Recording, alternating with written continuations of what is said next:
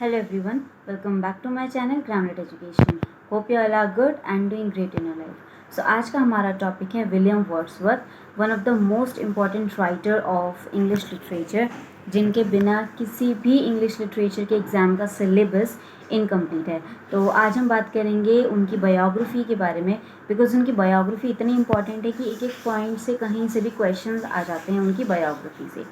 So without wasting any time start करते हैं with the biography of William Wordsworth. Now will start with his birth. Now सबसे पहले अगर उनके birth की बात करें तो उनका बर्थ होता है 7 अप्रैल 1770 में in Cockermouth Lake District UK. Now date याद रखना is very important. Along with that birth कहाँ हुआ था वो याद रखना भी बहुत इंपॉर्टेंट है, क्योंकि क्वेश्चंस पूछ लिए जाते हैं कि इस राइटर का जो बर्थ है वो किस जगह हुआ था. तो that was in Cockermouth Lake District UK. Death की बात करें तो उनकी डेथ हुई थी 23 April 1850 Rydal Mount Westmorland UK. Now इसमें भी कहाँ पे डेथ हुई थी वो याद रखना ज़रूरी है along with the date also. Now father, उनके जो फादर थे उनका नाम था जॉन वर्ड्सवर्थ, उनकी मदर का नाम था एन कुक्सन. नाउ इनकी डेथ डेट याद रखना हमारे लिए बहुत इंपॉर्टेंट है, बिकॉज डायरेक्ट और इनडायरेक्ट क्वेश्चन इस तरह से आता है कि वर्ड्सवर्थ के फादर की डेथ कब हुई थी या वर्ड्सवर्थ के मदर की डेथ कब हुई थी. ये तो डायरेक्ट क्वेश्चन हो गया. ना इनडायरेक्ट इस तरह से आता है कि जब वर्ड्सवर्थ के फादर की डेथ हुई थी उस टाइम पे वर्ड्सवर्थ की एज क्या थी. तो दोनों ही केसेस में हमें अगर ये डेथ डेट पता होगी उनकी तो इजीली हम ये क्वेश्चन अटेम्प्ट कर सकते हैं. सो जॉन वर्ड्सवर्थ की डेथ हुई थी इन 1783. एन कुक्सन की डेथ हुई थी इन 1778. ओके.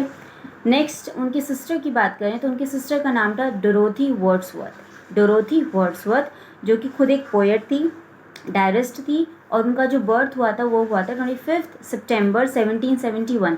नाउ ये इंपॉर्टेंट क्यों है, बिकॉज क्वेश्चन इस तरह से पूछा जाता है कि वर्ड्सवर्थ एंड उनकी सिस्टर में से दोनों में से बड़ा कौन था, और अगर वर्ड्सवर्थ बड़े थे तो वो कितने बड़े थे डोरोथी से. तो इस तरह से क्वेश्चन आते हैं. तो ये बर्थ डेट का पता होना ज़रूरी है. उनकी सिस्टर की जो बर्थ डेट है वो क्या थी, मेनली जो ईयर है वो पता होना ज़रूरी है.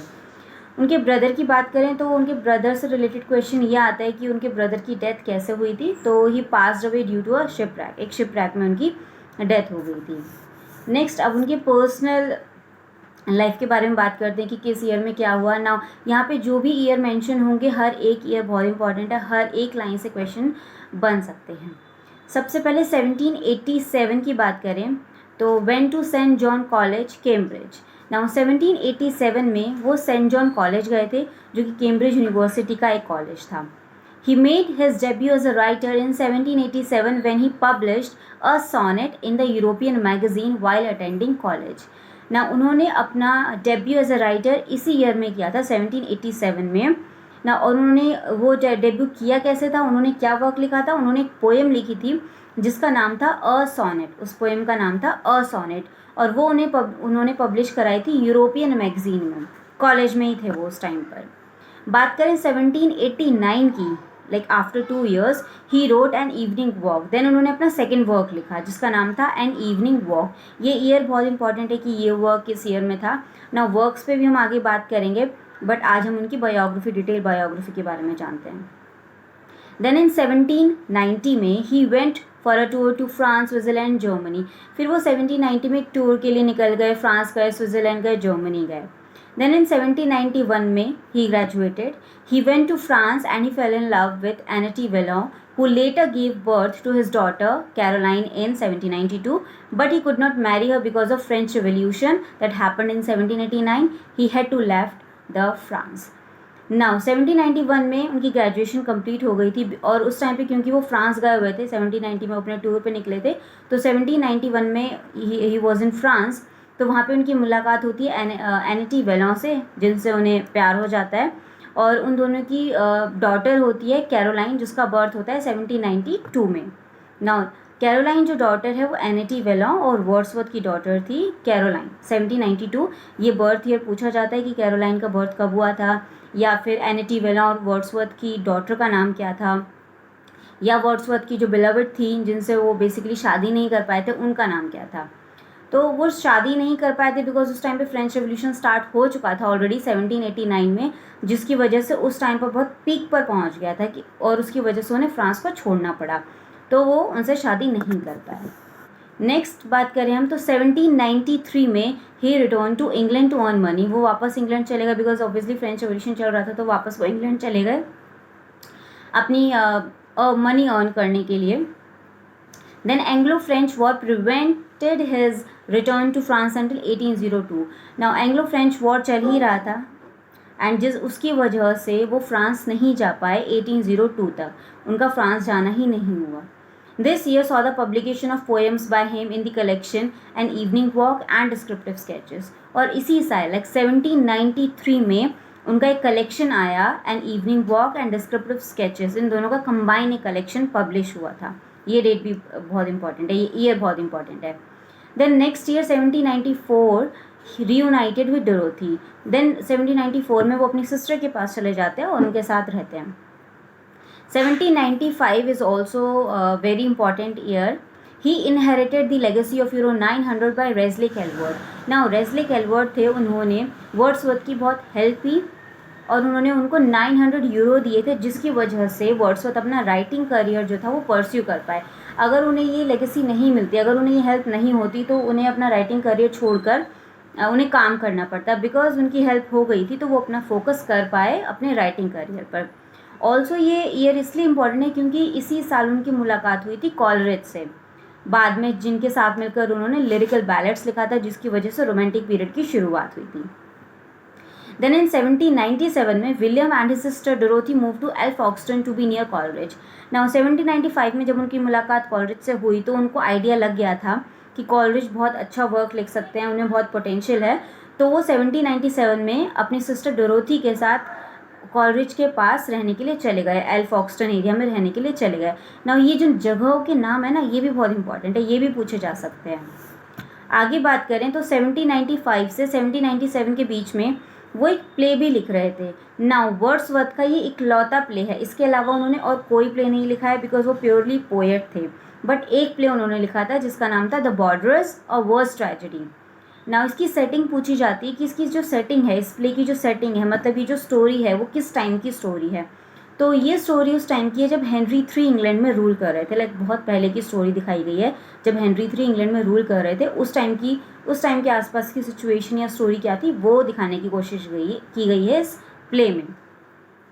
देन आगे बात करें 1798 में, ये तो one of the most important year है एंटायर इंग्लिश लिटरेचर का, because this was the year जब लिरिकल बैलेट्स का पब्लिकेशन हुआ था, जिसके बाद ही रोमांटिक पीरियड की शुरुआत होती है। नाउ लिरिकल बैलेट्स पब्लिश हुआ और ये लिखा किसने था, वर्ड्सवर्थ एंड कॉलरिज दोनों ने मिलकर। मैक्सिमम पोएम जो थी वो वर्ड्सवर्थ की थी और कुछ पोएम्स जो थी लाइक 4 पोएम्स जो थी वो कॉलरिज की थी। बट ये जो कॉलरिज की जो पोएम्स थी ना वो काफ़ी इम्पैक्टफुल थी, तो मतलब कम कहते हैं ना, कम शब्दों में बहुत बड़ी बात कहते हैं ना, तो वही चीज़ थी। कॉलरिज ने कम लिखा बट उन्होंने बहुत अच्छा लिखा था। देन इन 1798 में 1799 तक he was travelling to Germany with Coleridge, तो वो बाद में फिर कॉलरिज के साथ जर्मनी ट्रैवल कर रहे थे। देन इन 1799 में William and Dorothy settle in the Lake District at Dove Cottage Grasmere. 1799 में वो अपनी सिस्टर के साथ लेक डिस्ट्रिक्ट में शिफ्ट हो गए, जहाँ पे उनका बर्थ हुआ था वो वहीं शिफ्ट हो गए। आगे अगर हम बात करें तो 1800 में, now this is also an important year, why because इस टाइम पर second edition of lyrical ballets published. जो लिरिकल बैलेट 1798 में पब्लिश हुए थे, उसका सेकेंड एडिशन 1800 में पब्लिश हुआ, this time with the name of the author William Wordsworth. Now इस बार उस पर ऑथर का नाम था, विलियम वर्ड्सवर्थ का नाम था। एक्चुअली जो 1798 में जो पब्लिकेशन हुआ था, जो कि मैंने अभी आपको यहाँ दिखाया था, publication of lyrical ballads written by Wordsworth and Coleridge both in 1798, इस टाइम पर जब पब्लिकेशन हुआ था उस टाइम पर जो बुक होती है, जो पब्लिश्ड बुक होती है, उसमें किसी ऑथर का नाम मेंशन नहीं था, बिकॉज वो एक नए टाइप का जो राइटिंग थी वो लिख रहे थे, तो उन्हें पता नहीं था कि पब्लिक जो है, जो लोग हैं, जो कॉमन लोग हैं, वो किस तरह से रिएक्ट करेंगे, इसलिए उन्होंने उसको सेफ साइड थोड़ा रखने के लिए किसी ऑथर का नाम अपना वर्ड्सवर्थ ने मेंशन किया उसमें नाम, ना कॉलरिज ने मेंशन किया। बट जब उन्हें रिस्पांस अच्छा मिला और 1800 में जब सेकेंड एडिशन आया तब विलियम वर्ड्सवर्थ ने अपना नाम वहाँ पे रखा। नाउ कॉलरिज का नाम क्यों नहीं था, इसके पीछे भी एक स्टोरी है, बिकॉज उस टाइम पे उनके टर्म्स थोड़े थोड़े बिगड़ने लगे थे कॉलरिज के साथ. Now preface is also added to this edition with a real language of man. और जो सेकेंड एडिशन आया उसमें एक प्रीफेस भी ऐड किया गया, जिसमें थोड़ा इंट्रो दिया गया था, थोड़ा सा ब्रीफ दिया गया था. और वो ब्रीफ जो था वो रियल लैंग्वेज ऑफ मैन, मतलब जो कॉमन लोग हैं उनके पॉइंट ऑफ व्यू से लिखा गया था, वो पढ़ पाएँ उस तरह की लैंग्वेज में लिखा गया था. देन 1802 में he visited the Vallons at Calais France. Now 1802 में मैंने लास्ट बताया था कि 1802 तक वो फ्रांस नहीं जा पाए, फिर देन 1802 में उन्हें चांस मिला फ्रांस जाने का. Now, after receiving a much delayed inheritance, he married his childhood friend Mary Hutchinson. And then उस टाइम तक उन्होंने काफ़ी अच्छा अपने आप को सेटल कर लिया था and he was quite famous. तब उन्होंने अपनी चाइल्डहुड जो उनकी फ्रेंड थी मैरी हचिनसन, उनके साथ शादी कर ली थी. उनकी चाइल्डहुड फ्रेंड थी मैरी हचिनसन, उनसे शादी कर ली. 1805 में the prelude finished. Now he was working on a work, तो वो एक वर्क पे काम कर रहे थे जिसका नाम था पोएम टू कॉलरिज. एक्चुअली उसका नाम पोएम टू कॉलरिज था. काफ़ी लंबे टाइम से वो उस पर काम कर रहे थे. 1805 में वो वर्क एक्चुअली कंप्लीट हुआ, फिनिश हुआ, जिसका नाम था पोएम टू कॉलरिज. प्रिल्यूड नाम उसका बाद में रखा गया था, जब लास्टली 1850 में जब वो पब्लिश हुआ था तब रखा गया था. बट फर्स्ट वर्जन जो 1805 में जब फिनिश हो गया था उस टाइम पे पोएम टू कॉलरिज नाम था इस वर्क का. और यही वो ईयर है जब he lost his brother in a shipwreck. उनके ब्रदर की डेथ हो गई थी एक शिपरैक में, इसी ईयर में ऐसा हुआ था. नेक्स्ट इन 1807 में उन्होंने पब्लिश किया पोएम्स इन 2 वॉल्यूम्स, जिसमें 10 पोएम्स थी.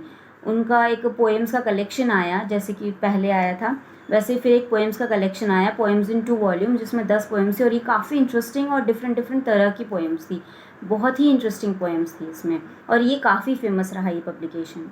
नाउ 1810 में उनकी लड़ाई हो गई कॉलरिज से. ना उनकी लड़ाई होने का रीज़न जो बहुत ही ज़्यादा फेमस माना जाता है, या हम कहें बहुत ही ज़्यादा वेल नोन रीज़न है, सच है या झूठ है वो पता नहीं, बट हाँ इसे काफ़ी माना जाता है कि यही रीज़न था उनका कॉलरिज से लड़ाई होने का.